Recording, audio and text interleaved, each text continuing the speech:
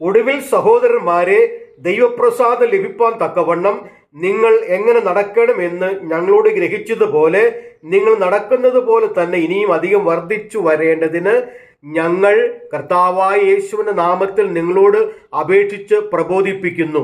ഞങ്ങൾ കർത്താവായ യേശുവിന്റെ ആജ്ഞയാൽ ഇന്ന കൽപ്പനകളെ തന്നു എന്ന് നിങ്ങൾ അറിയുന്നുവല്ലോ.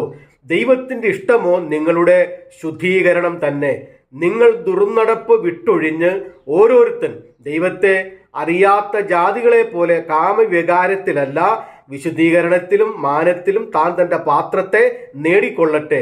ഈ കാര്യത്തിൽ ആരും അതിക്രമിക്കുകയും സഹോദരനെ ചതിക്കുകയും അരുത്. ഞങ്ങൾ നിങ്ങളോട് മുമ്പേ പറഞ്ഞതുപോലെ ഈ വകയ്ക്കൊക്കെയും പ്രതികാരം ചെയ്യുന്നവൻ കർത്താവല്ലോ. ദൈവം നമ്മെ അശുദ്ധിക്കല്ല വിശുദ്ധീകരണത്തിനത്രേ വിളിച്ചത്. ആകയാൽ തുച്ഛീകരിക്കുന്നവൻ മനുഷ്യനെ അല്ല, തന്റെ പരിശുദ്ധാത്മാവിനെ നിങ്ങൾക്ക് തരുന്ന ദൈവത്തെ തന്നെ തുച്ഛീകരിച്ചിരിക്കുന്നു. 1 തെസ്സലോനിക്കർ 4 1 മുതൽ 8 വരെയുള്ള വാക്യങ്ങൾ.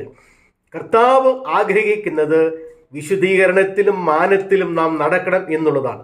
ആകയാൽ ദൈവത്തിൻ്റെ ഇഷ്ടം നിവർത്തിക്കുവാൻ ദൈവം നമ്മെ സഹായിക്കട്ടെ. ആമേൻ.